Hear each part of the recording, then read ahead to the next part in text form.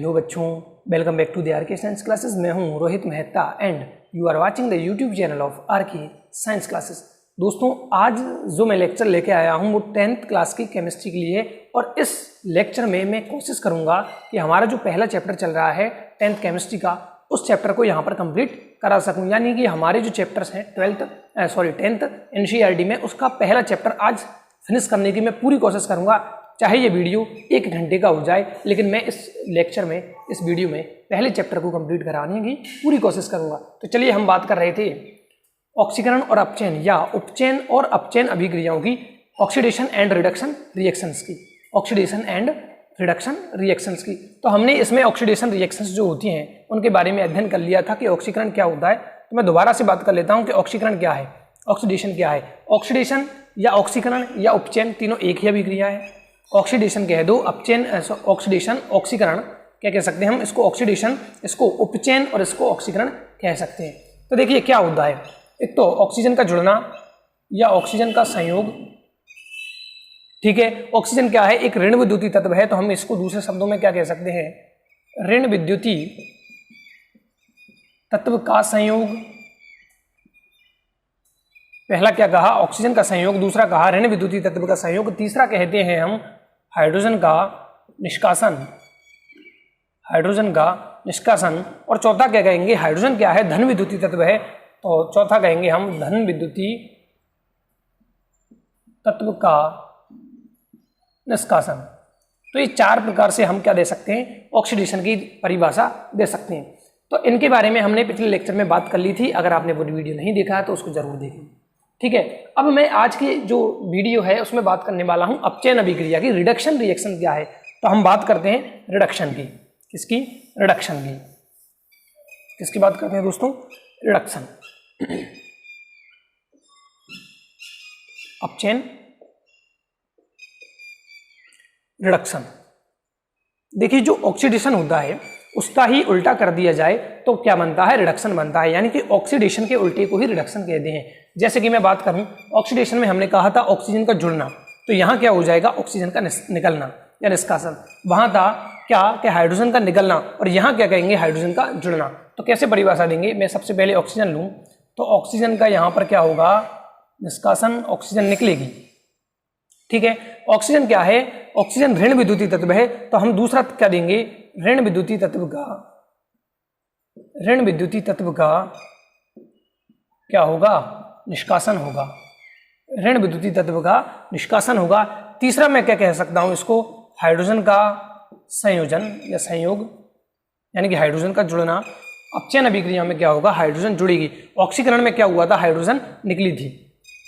और यह कैसा तत्व है, धन विद्युतीय तत्व है, तो मैं चौथी परिभाषा कह दूंगा धन विद्युतीय तत्व का संयोजन, धन विद्युतीय तत्व का संयोजन। तो ये 4 परिभाषाओं के आधार पर, या 4 जो हमारे पास टर्म आई हैं, इन चारों टर्म्स के आधार पर मैं क्या दे सकता हूं, चारों टर्म्स के आधार पर इसकी डेफिनेशन बना सकते हैं। कैसे कि अगर किसी रासायनिक अभिक्रिया में ऑक्सीजन, अगर किसी रासायनिक अभिक्रिया में ऑक्सीजन या धन विद्युतीय तत्व का निष्कासन हो, या हाइड्रोजन और धन विद्युतीय तत्व का क्या हो, संयोजन हो, क्या हो, ऑक्सीजन या ऋण विद्युतीय तत्व का तो निष्कासन हो और हाइड्रोजन और धन विद्युतीय तत्व का संयोजन हो, तो ऐसी रासायनिक अभिक्रियाओं को अपचयन अभिक्रियाएं कहते हैं। क्या कहते हैं इनको, अपचयन अभिक्रियाएं कहते हैं। यानी कि ऑक्सीडेशन का उल्टा ही रिडक्शन है, ऑक्सीकरण का उल्टा ही अपचयन कहलाता है। ऑक्सीकरण को उपचयन नाम से भी जाना जाता है, ऑक्सीकरण को उपचयन नाम से भी जाना जाता है। अब मैं इसके एग्जाम्पल्स की बात करता हूँ। किसकी बात करते हैं दोस्तों, एग्जाम्पल्स की। तो देखिए, याद करना, कल हमने एक रिएक्शन देखी थी कि कॉपर के चूर्ण को वायु की उपस्थिति में क्या किया जाए, गर्म किया जाए। कॉपर के चूर्ण को वायु की उपस्थिति में गर्म किया जाए तो इस पर क्या होता है, एक काले रंग की परत चढ़ जाती है। क्या चढ़ जाती है, काले रंग की परत चढ़ जाती है। अभी ये बैलेंस नहीं है, सिखाया है, वीडियो सर्च मार सकती हो, रासायनिक समीकरण को संतुलित करना, रासायनिक समीकरण को संतुलित करना। उस वीडियो को देखो अगर आपको रासायनिक समीकरण को किसी को संतुलित करना नहीं आता है तो। कॉपर इधर एक, लेकिन इधर ऑक्सीजन 2 है, इधर 1 है, तो मैं यहाँ क्या करूंगा, 2 से गुणा कर दूंगा। लेकिन 2 से गुणा करने के बाद ऑक्सीजन तो क्या हो गई, बैलेंस हो गई, लेकिन कॉपर अनबैलेंस हो गया। तो कॉपर को बैलेंस करने के लिए मैं यहाँ पर क्या लगा दूंगा, 2। तो अब दोनों साइड की रिएक्शंस यहाँ पर क्या हो गई, बैलेंस। यानी कि ये रिएक्शन द्रव्यमान संरक्षण जो नियम है उसका पालन अब कर रही है। तो इसके एग्जाम्पल्स में देखो मैं बात कर रहा हूं, ये हमने क्या देखा था, ऑक्सीजन का जुड़ना। ऑक्सीजन का जुड़ना क्या कहलाता है, ऑक्सीकरण हो गया। ऑक्सीकरण का जुड़ना क्या हो जाता है, ऑक्सीकरण हो जाता है। अब मैं देखिए इसी जो हमारा उत्पाद है इस प्रोडक्ट को आगे लेके चलता हूं, तो हमारे पास क्या प्रोडक्ट है। अब ये जो प्रोडक्ट था ऑक्सीकरण में, वो रिडक्शन रिएक्शन के लिए मैंने उसको रिएक्टेंट बना दिया, मतलब अभिकारक के रूप में प्रयुक्त कर रहा हूं। किसके रूप में प्रयुक्त कर रहा हूं, अभिकारक के रूप में। अब देखिए ये रिएक्शन यहां से कंटिन्यू करके आगे भी पूछी जा सकती है, ध्यान देना बच्चों, मैं अभी बताऊंगा कैसे पूछी जा सकती है प्रश्न बनाकर। तो देखिए ये मैंने लिया अभिकारक के रूप में अब, और इस पर मैं क्या करता हूं, गर्म, या इसको गर्म जैसे ही है इस पर मैं हाइड्रोजन गैस प्रवाहित करता हूं। क्या प्रवाहित करता हूं, हाइड्रोजन गैस जैसे ही प्रवाहित करता हूं तो क्या होता है, यहां पर कॉपर प्लस H2 जल, कॉपर और H2 यानी कि जल का निर्माण होता है। किसका निर्माण होगा, कॉपर ऑक्साइड जो है उस पर क्या प्रवाहित की जाए, हाइड्रोजन गैस प्रवाहित की जाए, तो कॉपर और जल वाष्प का यहाँ पर निर्माण होगा, ये जल का निर्माण होता है। तो यहाँ पर देखिए क्या हुआ है, यानी कि क्या लिखेंगे हम, इसको पहले मैं बताता हूँ 1 मिनट, कि गर्म कॉपर ऑक्साइड, गर्म कॉपर ऑक्साइड के ऊपर कौन सी गैस प्रवाहित की जाए, हाइड्रोजन गैस प्रवाहित की जाए, के ऊपर हाइड्रोजन गैस प्रवाहित की जाए, यहां दिख रहा होगा, हाँ अभी तो बहुत जगह।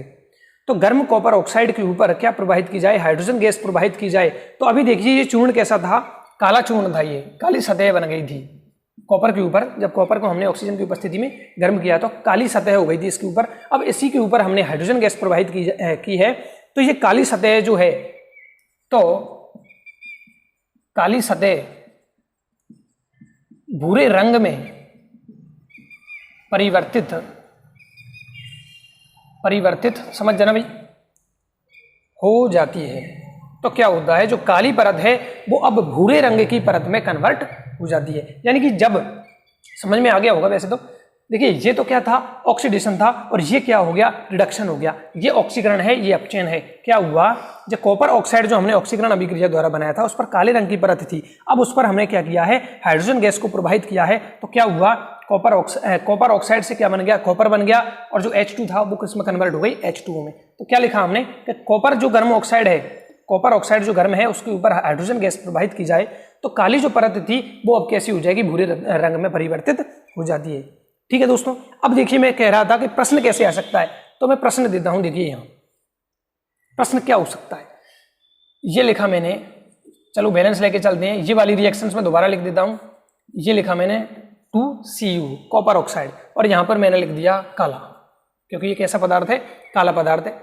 अब देखिए यहां से मैं इसको और आगे बढ़ाता हूं, यहां लिख दिया मैंने प्लस हाइड्रोजन गैस। क्या लिख दिया दोस्तों, यहां लिख दिया कॉपर ऑक्साइड के साथ मैंने प्लस हाइड्रोजन गैस, ये रिएक्शन, और यहां पर वो दे देगा A+B।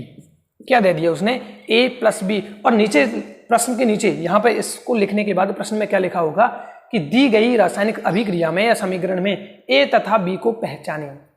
A तथा B को पहचानें, ये प्रश्न आए हुए हैं, उनकी ही बात कर रहा हूं मैं। ऐसे प्रश्न पूछे गए हैं 10th लेवल पर, है ना। मैं इस वीडियो के बाद जैसे यह चैप्टर खत्म होता है कुछ क्वेश्चन सॉल्व करवाऊंगा जो पिछले जो पेपर हुए हैं बोर्ड के, 10th राजस्थान बोर्ड के, उन जो पेपर में जो क्वेश्चन आए हैं इस पार्ट से संबंधित, कौन कौन सी समीकरण पूछी गई हैं, कौन कौन से प्रयोग पूछे गए हैं, उन सब के बारे में एक वीडियो में बात करने वाला हूँ। तो ये रिएक्शन मैंने दी है, प्रश्न बना दिया A और B को पहचानें। तो हमें याद होना चाहिए कि A और B क्या है, या फिर इसको और इसको क्रिया करवाई जाए इन दोनों के बीच में तो क्या प्रोडक्ट हमारे सामने बनता है। तो क्या बनेगा दोस्तों, A जो है वो होगा कॉपर, और जो B है वो होगा हमारा H2 जल। आगे होगी बात समझ में। तो बेटा ये क्या था, ये अपचयन है। अब देखिए कैसे हुआ अपचयन, तो यहाँ पर देखिए कॉपर ऑक्साइड, ये क्या है, कॉपर ऑक्साइड, और हमने क्या लिखा है कि ऑक्सीजन का क्या हो जाए, निष्कासन या ऑक्सीजन निकले। तो कॉपर ऑक्साइड में ऑक्सीजन जुड़ी हुई है, और ये किसमें कन्वर्ट हो गया, ये कन्वर्ट हो गया ऑक्सीजन त्याग कर किसमें, Cu यानी कि कॉपर में। किसमें कन्वर्ट हो गया, कॉपर में। मतलब इसमें इसने क्या किया है, ऑक्सीजन को भगा दिया, माइनस लगाया है, मतलब इसने त्यागी है ऑक्सीजन। क्या किया है, ऑक्सीजन इसने त्यागी है। तो ऑक्सीजन का निष्कासन क्या कहलाएगा, अपचयन। तो ये कौन सी अभिक्रिया हो गई, अपचयन हो गई। कौन सी अभिक्रिया हो गई, अपचयन। अब एक जो बच्चे पहले से पढ़ चुके हैं वो ये कहेंगे सर यहाँ पर तो रेडॉक्स अभिक्रिया है। तो बेटा ये रेडॉक्स अभिक्रिया ही है वास्तव में। क्यों है, क्योंकि ऑक्सीकरण और अपचयन दोनों अभिक्रियाएं साथ साथ चलती हैं। इस बात को नोट करना, या फिर आज के नोट्स में भेज दूंगा सभी बच्चों को, नो टेंशन। तो ये क्या होता है, ये अपचयन हो रहा है। तो यहां पर देखिए, यहां पर देखो ऑक्सीजन जुड़ी भी तो है, ऑक्सीजन किस में जुड़ी है, हाइड्रोजन में, और किसका निर्माण किया है, जल का। तो यहां पर क्या हो रहा है, ऑक्सीकरण भी हो रहा है, यानी कि रेडॉक्स अभिक्रिया हो रही है। अब रेडॉक्स अभिक्रिया क्या है, ऐसी रासायनिक अभिक्रियाएं जिसमें ऑक्सीकरण और अपचयन दोनों साथ साथ चलते हैं। ऐसी रासायनिक अभिक्रियाएं जिसमें ऑक्सीकरण और अपचयन दोनों अभिक्रियाएं साथ साथ चलती हैं, रेडॉक्स अभिक्रिया या अपूपचय रेडॉक्स अभिक्रिया कहलाती है। अपूपचय कह दो, रेडॉक्स कह दो। कौन सी अभिक्रिया जिसमें ऑक्सीकरण और अपचयन दोनों अभिक्रियाएं साथ साथ चलती हैं, उसको हम रेडॉक्स अभिक्रिया कहते हैं। कोई दिक्कत वाली बात इसमें होनी नहीं चाहिए। और एग्जाम्पल तुम्हारे सामने है। इसमें क्या हो रहा है, किसका ऑक्सीकरण हो रहा है, किसका अपचयन हो रहा है, किसका किसमें अपचयन हो रहा है, किसका किसमें ऑक्सीकरण हो रहा है, इसके बारे में बात करते हैं। तो देखिए, ये है हमारे पास कॉपर ऑक्साइड, ये कन्वर्ट हुआ है कॉपर में। कॉपर ऑक्साइड किसमें कन्वर्ट हुआ है, कॉपर में। और इसने क्या किया है, ऑक्सीजन को त्यागा है, और ऑक्सीजन त्यागना है अपचयन। तो इसका क्या हो गया, अपचयन। अब देखिए प्रश्न कैसे बनेगा, निम्न समीकरण में किसका किसमें अपचयन हो रहा है। तो यहाँ कॉपर जो ऑक्साइड है, कॉपर ऑक्साइड का अपचयन हो रहा है कॉपर में, कॉपर ऑक्साइड का अपचयन हो रहा है कॉपर में। और इसी प्रकार से मैं बात करूं, हाइड्रोजन से क्या बना है, H2O बना है। तो हाइड्रोजन में ऑक्सीजन जुड़ी है, इसलिए यहां पर इसका क्या हो गया, ऑक्सीकरण। तो फिर प्रश्न बनता है कि निम्न समीकरण में किसका ऑक्सीकरण हो रहा है। तो देखो किसका हो रहा है, H2 का, हाइड्रोजन का ऑक्सीकरण हो रहा है। और ऑक्सीकरण होने के बाद वो बदला किस में है, तो वो H2O में बदला है। तो ये सिंपल सी रिएक्शन है, ऑक्सीकरण, अपचयन या रेडॉक्स अभिक्रिया। तो एक रिएक्शन को याद करो, देखो कहां से स्टार्ट करनी है, कॉपर की क्रिया ऑक्सीजन से करवाई, कॉपर ऑक्साइड बना, यह किसकी अभिक्रिया हो गई, ऑक्सीकरण की। इसी को हम किसके साथ, हाइड्रोजन के साथ प्रयुक्त करें तो ये रिएक्शन हो जाती है अपचयन की भी और रेडॉक्स की भी। तो ये यहां से एक ही समीकरण को याद कर लो दोस्तों, इस समीकरण को याद कर लो, यहां से 3 रिएक्शंस तुम बना सकते हो, एक तो ऑक्सीकरण की, एक अपचयन की और एक रेडॉक्स की। ठीक है, इसी प्रकार मैं और भी एग्जांपल्स लेता हूं। देखिए इसी प्रकार से मैं और भी एग्जांपल्स लेता हूं जिनमें केवल और केवल अपचयन दिखाऊं मैं। तो देखो हाइड्रोजन का जुड़ने के आधार पर, जैसे कार्बन प्लस हाइड्रोजन की क्रिया करवाई जाए, कार्बन प्लस हाइड्रोजन की क्रिया करवाई जाए तो क्या बनता है, CH4 बनता है। CH4 क्या है, मेथेन है। क्या है, मेथेन है। तो यहां पर बैलेंस नहीं है, तो यहां पर क्या लगाना पड़ेगा, 2 लगाना पड़ेगा। अब ये समीकरण भी बैलेंस हो गई है। तो क्या हुआ है, यहां पर हाइड्रोजन का योग हुआ है। तो ये कौन सी रिएक्शन हो गई, ये रिएक्शन हो गई हमारे पास अपचयन की। किसकी रिएक्शन हो गई, अपचयन की रिएक्शन हो गई। तो इस प्रकार से हम देख सकते हैं कि किस प्रकार ऑक्सीकरण होता है, किस प्रकार अपचयन होता है। अब चलिए दोस्तों, ऑक्सीकरण और अपचयन कराने के बाद हम आगे चलते हैं, ऊष्मा शोषी और ऊष्मा क्षेपी अभिक्रिया क्या है। तो चलिए नोट्स में भेज दूंगा दोस्तों। आज वीडियो कंप्लीट कराना है, पूरा पार्ट कंप्लीट कराना है मुझे, इसलिए मैं थोड़ा जल्दी चल रहा हूँ, क्योंकि बहुत काफ़ी दिन हो गए। बच्चे भी बोल रहे हैं सर जल्दी करवाइए। और हाँ, आज कम से भी कम 3 या 4 लेक्चर्स आने वाले हैं, 4 वीडियो कम से कम आज आने वाले हैं। आज इंग्लिश, विज्ञान, मैथ्स, इंग्लिश का भी वीडियो आज आने वाला है ना, नहीं तो कल आएगा, लेकिन आज 3 या 4 वीडियो आने वाले हैं हमारे चैनल पर। तो इसी प्रकार हमारे साथ बने रहिए। 10th साइंस चैप्टर नंबर 1 में अगली अभिक्रिया ले रहा हूं मैं, ऊष्मा शोषी एंड ऊष्मा क्षेपी अभिक्रिया। ऊष्मा शोषी और ऊष्मा क्षेपी, अंग्रेजी की टर्म देख लेते हैं इसकी। ऊष्मा शोषी, ऊष्मा का शोषण करे, अंदर किया है तो एंडोथर्मिक, एंडोथर्मिक। एंड ऊष्मा क्षेपी, ऊष्मा का क्या करे, उत्सर्जन करे, तो इसको कहेंगे एक्सोथर्मिक रिएक्शन। क्या कहेंगे, endothermic and exothermic reaction, endothermic exothermic. अब देखिए ये है क्या चीज। सबसे पहले मैं बात करता हूं एंडोथर्मिक की। किसकी बात करते हैं हम, एंडोथर्मिक, ऊष्मा शोषी अभिक्रिया की बात करते हैं। तो देखिए नाम से पता चलना चाहिए अपने को, क्या है इसका हिंदी में नाम, ऊष्मा शोषी। ऊष्मा शोषी यानी कि ऐसी रासायनिक अभिक्रियाएं जिसमें ऊष्मा का अवशोषण होता है, ऐसी रासायनिक अभिक्रियाएं जिनमें ऊष्मा का क्या होता है, अवशोषण होता है। क्या होता है दोस्तों, अवशोषण होता है। मतलब उस रिएक्शन को होने के लिए थोड़ा सा टेम्परेचर चाहिए, अवशोषित कर लेता है। तो ऊष्मा शोषी अभिक्रिया क्या है? ऐसी रासायनिक अभिक्रिया जिसमें ऊष्मा का अवशोषण होता है, मतलब वो रिएक्शन हो नहीं रही है तो थोड़ा सा टेम्परेचर या तो हमें देना पड़ेगा, या तो हम अगर लैब में करवा रहे हैं तो उसके लिए थोड़ा सा गर्म करना पड़ेगा उस चीज के लिए, तब क्या होगा? अवशोषण करेगी और वो रिएक्शंस आगे बढ़ेगी। तो ऐसी रिएक्शंस को हम क्या कहेंगे? ऊष्मा शोषी एंडोथर्मिक रिएक्शंस कहते हैं। क्या कहते हैं? एंडोथर्मिक रिएक्शंस कहते हैं। एंडो मतलब अंदर की तरफ आना, मतलब ऊष्मा अंदर आ रही है। एग्जाम्पल की मैं बात करूं तो जब N2 और O2 की क्रिया करवाई जाए तो क्या बनता है? नाइट्रोजन का ऑक्साइड बनता है, नाइट्रोजन ऑक्साइड। तो देखिए ये क्या है? नाइट्रोजन और ऑक्सीजन की क्रिया करवा कर हमने नाइट्रोजन का ऑक्साइड बना दिया। ये प्रकार ये क्या है? ये ऊष्मा शोषी रिएक्शन से मतलब इसको होने के लिए हमें थोड़ा सा टेम्परेचर देना होगा। टेम्परेचर नहीं देंगे तो ये रिएक्शंस भी नहीं होगी। तो ये कौन सी अभिक्रिया हो गई? ऊष्मा शोषी अभिक्रिया हो गई। इसी प्रकार से मैं दूसरा एग्जांपल लेता हूं, शर्करा का जल में विलयन बनाना। शर्करा का जलीय विलयन बनाना, शर्करा का जलीय विलयन बनाना यानी कि शक्कर को पानी में घुलना, ये भी एक प्रकार की क्या है? ऊष्मा शोषी अभिक्रिया। ध्यान से सुनना दोस्तों, शर्करा को मैं पानी में घुलता हूं तो यहां पर क्या है? ऊष्मा शोषी अभिक्रिया है। अब घोल के देखिएगा, घोल के देखना, थोड़ा सा पानी क्या होता है? ठंडा हो जाता है। जो पानी होगा नॉर्मल, उसमें शक्कर डालने के बाद उसका टेम्परेचर थोड़ा सा कम हो जाता है। क्या हो जाता है? कम हो जाता है। अब इसका मतलब ये नहीं है कि उसमें ऊष्मा त्यागी है, यहाँ पर अपन उल्टा समझ लेते हैं कि उसमें ऊष्मा त्यागी है इसलिए वो ठंडा हो गया। नहीं, उसने ग्रहण की है, थोड़ी सी क्या कर दी? उसने ऊष्मा ग्रहण की है, तो उसमें टेम्परेचर चाहिए था थोड़ा सा। तो शर्करा का जलीय विलयन बनाना भी एक प्रकार का क्या है? ऊष्मा शोषी अभिक्रिया है, एंडोथर्मिक। इसी प्रकार से मैं अगली अभिक्रिया लेता हूं, ऊष्मा शोषी के बाद ऊष्मा क्षेपी, और इसको क्या कहते हैं हम? एक्सोथर्मिक। इसको क्या कहते हैं हम? एक्सोथर्मिक। अब देखिए इसमें क्या हुआ? ऐसी रासायनिक अभिक्रिया जिसमें ऊष्मा का अवशोषण होता है उसको ऊष्मा शोषी कहा। इसमें क्या होगा? ऊष्मा क्षेपी में ऐसी रासायनिक अभिक्रिया जिसमें ऊष्मा का उत्सर्जन हो। तो ऐसी रासायनिक अभिक्रिया, उसको आज जल्दी लिख रहा हूं इसलिए थोड़ी सी राइटिंग में प्रॉब्लम आ सकती है, वैसे राइटिंग इतनी भी ज्यादा बुरी नहीं है। ऐसी रासायनिक अभिक्रिया जिसमें या जिनमें ऊष्मा का क्या हो? उत्सर्जन। ऐसी रासायनिक अभिक्रिया जिनमें ऊष्मा का उत्सर्जन होता है, यानी कि बाहर निकालने, ऊष्मा को क्षेपित करें, क्षेपण करें ऊष्मा का, तो उसको कहेंगे ऊष्मा क्षेपण या ऊष्मा क्षेपी अभिक्रिया। तो ऐसी रासायनिक अभिक्रिया जिसमें ऊष्मा का उत्सर्जन होता है क्या कहलाती है? ऊष्मा क्षेपी अभिक्रिया कहलाती है। जैसे कि एग्जाम्पल की बात करूं तो एग्जाम्पल में आता है प्राकृतिक गैस का दहन। जो प्राकृतिक गैस होती है उसका अगर दहन किया जाए, और प्राकृतिक गैस में देखिए होती कौन है? मेथेन होती है। मेथेन अभी बताई थी मैंने अपचयन में। मेथेन कैसे बनती है? कार्बन और हाइड्रोजन की क्रिया से।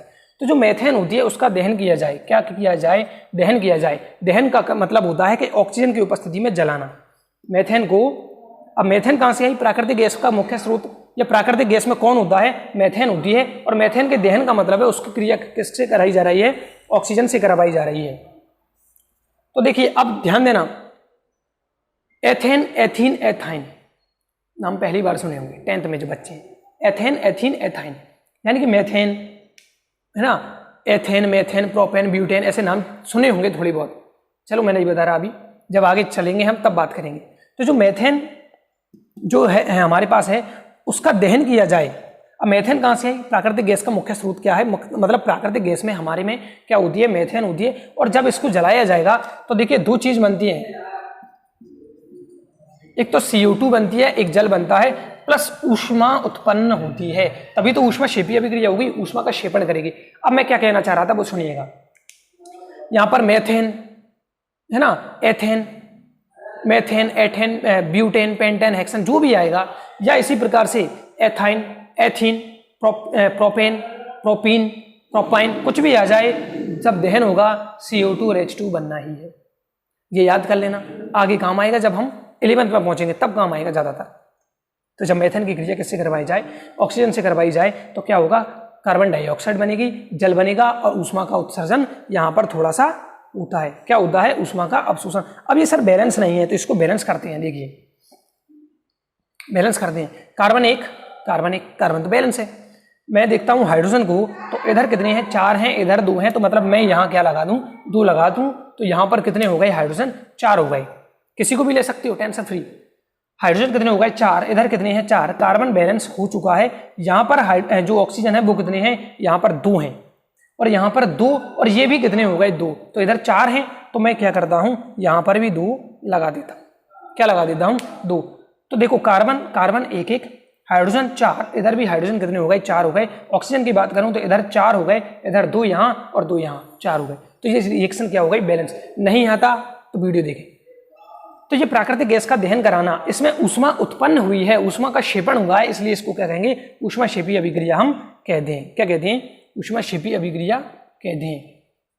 और इसके बाद दूसरा एग्जांपल है श्वसन भी एक ऊष्माक्षेपी अभिक्रिया है। जो हम श्वसन कर रहे हैं, जो श्वसन है, अब श्वसन देखिए बाद की बात यह है कि श्वसन 2 प्रकार का होता है, ऑक्सी श्वसन, अनॉक्सी श्वसन। ऑक्सी श्वसन किसे कहते हैं, जो ऑक्सीजन की उपस्थिति में होता है, और अनॉक्सी श्वसन किसे कहते हैं, जो ऑक्सीजन की अनुपस्थिति में होता है। ऑक्सी श्वसन ऑक्सीजन की उपस्थिति में होता है, अनॉक्सी श्वसन ऑक्सीजन की अनुपस्थिति में होता है। तो देखिए यहाँ पर जो अनॉक्सी श्वसन है वो कुछ जीवाणु में पाई जाती है, आगे बात करेंगे 12th लेवल पर जाके पढ़ोगे, यहाँ नहीं होगा। तो श्वसन जो है वो ऊष्माक्षेपी अभिक्रिया है। मतलब क्या है इसमें, तो मैं इसको हटाता हूँ, पहले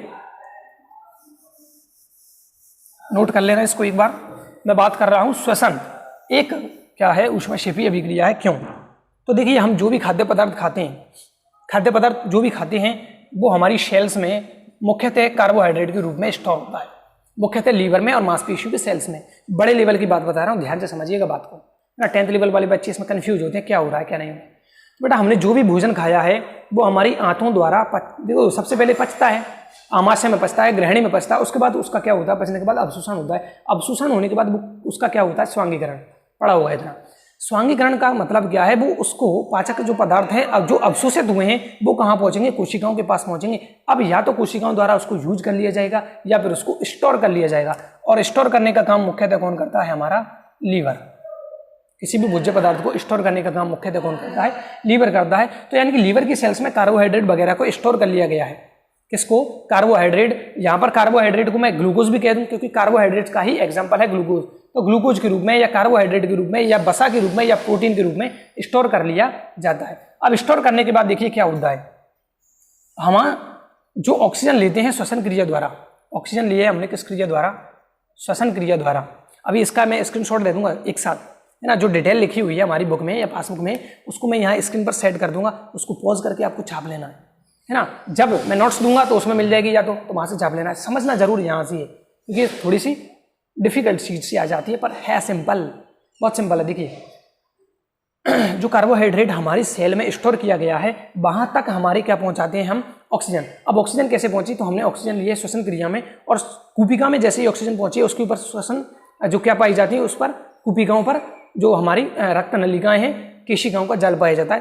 केशिकाओं में वो ऑक्सीजन ट्रांसफर हो जाती है और CO2 कहाँ पहुंच जाती है, कूपिका में। तो केशिका में जो ऑक्सीजन पहुंची है अब वो हमारी पूरी ब्लड में या ब्लड के द्वारा प्रत्येक सेल तक भेजा जाता है। तो इसी प्रकार इस सेल तक भी क्या आ रही है, ऑक्सीजन आ रही है। और जो कार्बोहाइड्रेट है वो इस ऑक्सीजन के कारण टूट जाता है। टूटने के बाद क्या बनाता है, एक तो CO2 बनाता है प्लस एक बनाता है ऊर्जा या ऊष्मा, किसके रूप में, in the form of ATP, in the form of ATP। तो इस श्वसन की क्रिया में क्या हुआ है, एनर्जी का निर्माण हुआ है, ATP का निर्माण हुआ है, ऊर्जा का निर्माण हुआ है। तो निर्माण होना मतलब इस क्रिया में निकली है ना, इस क्रिया में क्या हुई है, निकली है। तो इसको क्या कहेंगे हम, ऊष्माक्षेपी अभिक्रिया। ऊष्माक्षेपी अभिक्रिया समझ में आ गई होगी बात। जो हमारी कोशिकाओं में जो भोज्य पदार्थ है वो स्टोर किया हुआ है, वो ऑक्सीजन की उपस्थिति में क्या होता है, उसका विघटन होता है, जिससे CO2 बनती है, जैसे श्वसन क्रिया द्वारा हम वापस त्याग देते हैं, और क्या बनती है, ATP का निर्माण होता है। ATP क्या है, एडेनोसिन ट्राइफॉस्फेट। एडेनोसिन ट्राइफॉस्फेट अगर नहीं लिखा है, कहीं नहीं सुना है तो लिख लो, एडेनोसिन ट्राइफॉस्फेट। एडेनोसिन ट्राइफॉस्फेट ये क्या है, फुल फॉर्म है किसकी, ATP की। तो अब देखिए दोस्तों, हमने ऊष्माक्षेपी और ऊष्मा शोषी दोनों अभिक्रियाओं को पढ़ लिया है अभी, लेकिन पाठ हुआ नहीं है अभी, अवक्षेपण अभिक्रिया बाकी है। तो अभी अवक्षेपण पे चलते हैं, उसके बाद और है जो है उपचयन के जो अभिक्रिया है उसके उदाहरण है दैनिक जीवन में, उस पर भी चलना है। तो अब हम बात करते हैं अगली अभिक्रिया जो है वो है हमारी अवक्षेपण अभिक्रिया। कौन सी है? अवक्षेपण अभिक्रिया। तो जैसा कि नाम से पता चल रहा है, ये चित्र मैं जो दे रहा हूं, बना रहा हूं, ये हमारी बुक में बनाया हुआ है। दो परख नली लिए हैं और इन दोनों के केमिकल्स को मिलाया जा रहा है। इन दोनों के केमिकल्स को मिलाया जा रहा है। अब इन दोनों में केमिकल्स क्या है? तो एक में हम लेंगे लेड नाइट्रेट। क्या लेंगे? Lead nitrate. अब देखो बेटा, सूत्र की बात करें, सूत्र कैसे बना? लेड 2, लेड की 2 और नाइट्रेट, समझ गई ना बात को? तो इस प्रकार से मैंने पिछले लेक्चर्स में भी बताया सूत्र कैसे बनता है और 9th में भी सीखा है। तो ये क्या है? लेड नाइट्रेट है। इसकी संयोजकता इधर लगती है और इसकी संयोजकता इधर लगती है। नाइट्रेट की कितनी होती है? समझ गए? Very good. तो मतलब एक परख नली में हमने क्या लिया है? लेड नाइट्रेट लिया है और दूसरी में क्या लिया है? इसमें लिया है KI, मतलब पोटेशियम आयोडाइड। तो मैं इनके नाम भी लिख देता हूं। ये क्या है? पोटेशियम आयोडाइड और ये क्या है? Lead nitrate. ये तो क्या है? लेड नाइट्रेट है और ये क्या है? पोटेशियम आयोडाइड है। तो दोनों को जब मिलाया जाता है दोनों केमिकल्स को जब मिलाया जाता है तो एक अवक्षेप बनता है। किसका अवक्षेप बनता है? देखो, form in the form of solid. क्या है ये? ये है, देखो Pb बोले तो लेड और I2 यानी आयोडाइड। तो क्या बना? Lead iodide. क्या बन गया? लेड आयोडाइड बन गया। क्या बन गया? लेड आयोडाइड बन गया। और जो उधर है KNO3 वो क्या है? कि बोले तो पोटेशियम और NO3 बोले तो नाइट्रेट। तो ये क्या है दोस्तों? Potassium nitrate. तो देखो, दोनों को जब केमिकल्स को मिलाया जाता है तो यहां पर कुछ अवक्षेप बनना स्टार्ट हो जाएगा। जैसे जैसे हम इसको मिलाते जाएंगे यहां पर एक अविलेय पदार्थ बनेगा। क्या बनेगा? अविलेय पदार्थ बनेगा। रिएक्शंस तो होगी, लेकिन वहां पर जैसे ही दोनों चीजों को मिलाएंगे तो वहां पर हमें क्या दिखेगा? सफेद एक ऐसा पदार्थ जमने लग जाएगा जो उस परख नली में घुलेगा नहीं। उसको क्या कहते हैं? अविलेय पदार्थ को अवक्षेप कहते हैं। और ऐसी अभिक्रियाएं जिसमें अवक्षेप बनता है उनको अवक्षेपण अभिक्रियाएं कहते हैं। यानी कि मैं इसकी डेफिनेशन दूंगा, अभी इसको समझ लीजिए। ये क्या है? लेड नाइट्रेट, यानी एक परख नली में हमने लिया है लेड नाइट्रेट और दूसरे परख नली में लिया है हमने पोटेशियम आयोडाइड। क्या बना? लेड आयोडाइड बना और क्या बना? पोटेशियम नाइट्रेट बना। अब ये रिएक्शंस याद कर लो, दो जगह काम आ गई। कैसे? सर क्या यहां पर द्विविस्थापन नहीं हुआ? लेड आयोडाइड पोटेशियम नाइट्रेट, दो विस्थापन का भी अभी रिएक्शन का अभी जो उदाहरण है यही होगा। तो इसको अवक्षेपण में भी हम लिखेंगे, इसको द्विविस्थापन में भी हम लिख सकते हैं, क्योंकि यहां पर द्विविस्थापन आदान प्रदान हुआ है तत्वों का या आयनों का। तो इसको हम दो जगह लिख सकते हैं, एक तो अवक्षेपण अभिक्रिया में और एक द्विविस्थापन अभिक्रिया में। तो इस रिएक्शंस को बढ़िया याद कर लो, दो जगह काम आएगी। और जो पिछली जो अभिक्रिया बताई कॉपर वाली, कॉपर ऑक्सीजन, कॉपर ऑक्साइड की क्रिया हाइड्रोजन से क्या बना? जो बना उसको कहाँ लिख सकते हैं? तीन जगह, एक तो ऑक्सीकरण, दूसरा अपचयन और तीसरा रेडॉक्स। तो ये 5 जगह दो रिएक्शंस ही काम आ जाएंगे। ठीक है, अब मैं इसकी डेफिनेशन की बात करता हूं। तो डेफिनेशन क्या होगा? वह अभिक्रिया जिसमें दो पदार्थ, वह अभिक्रिया जिसमें दो पदार्थ, यानी कि जब दो पदार्थ मिलाए जाएं या मिलाए जाते हैं, क्या किए जाते हैं? मिलाए जाते हैं, तो वे क्रिया करके एक अविलेय पदार्थ का निर्माण करते हैं। इस अविलेय पदार्थ को, इस अविलेय पदार्थ को क्या कहते हैं? अवक्षेप कहते हैं। अवक्षेप कहते हैं, जबकि ऐसी अभिक्रिया को अवक्षेपण अभिक्रिया कहते हैं। तो दोस्तों ये थी हमारी अवक्षेपण अभिक्रिया। और अब हम बढ़ते हैं लास्ट रिएक्शंस की तरफ, या लास्ट जो टॉपिक है हमारे चैप्टर का उसकी तरफ बढ़ते हैं। चलिए स्क्रीनशॉट ले लें। अब हमारे क्या है? दो चीजें बची हुई हैं मात्र। लास्ट हेडिंग में दो चीजें पढ़नी है। लास्ट हेडिंग क्या है? सबसे पहले तो वो है दैनिक जीवन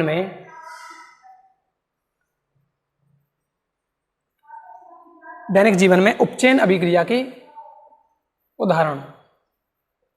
उपचयन अभिक्रिया के उदाहरण लिख दो या प्रकार लिख दो, कुछ भी। तो इसमें हमें दो चीजें क्या क्या पढ़नी है? सबसे पहले तो हमें पढ़ना है एक तो संचरण, और दूसरा पढ़ना है हमें विकृति या विकृत गंधिता। विकृत गंधिता। तो देखिए दो चीजें पढ़नी है। यहां पर दैनिक जीवन में उपचयन अभिक्रिया के उदाहरण, मतलब दैनिक लाइफ में हम रोजाना इन चीजों को होता देख रहे हैं। तो देखिए सबसे पहले बात करेंगे संचरण के। संचरण क्या है ना।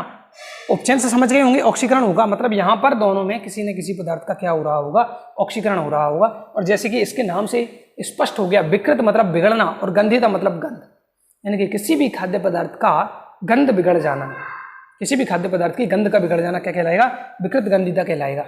ठीक है, सबसे पहले हम स्टार्ट करते हैं किसकी, संचरण।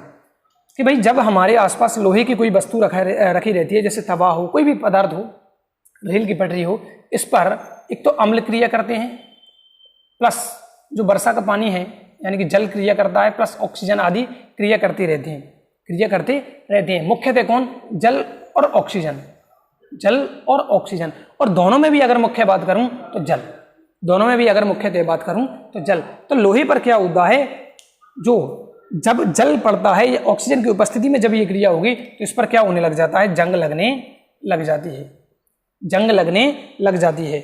यानी कि जो आयरन है उस पर अगर मैं पानी पटक दूं और ऑक्सीजन यहाँ पर उपस्थित हो, ऑक्सीजन की उपस्थिति में ही होगी, तो क्या बनेगी, जंग का निर्माण होता है। और यहाँ पर क्या होता है कि लोहे के जो गुण होते हैं वो कमजोर होने लग जाते हैं, यानी कि लोहे अपने गुणों से भिन्न गुण थोड़ा सा दर्शाने लग जाता है। और जंग कैसी होती है, भूरे रंग की होती है, यानी कि लोहे पर क्या जमेगी, भूरी परत जमेगी। क्या जमेगी, भूरी परत जमेगी। तो ये क्रिया क्या है, इसी क्रिया को हम कहते हैं संचरण। इसी प्रकार के और भी एग्जाम्पल्स हैं, जैसे कि और एग्जाम्पल्स की मैं बात करूं तो चांदी के ऊपर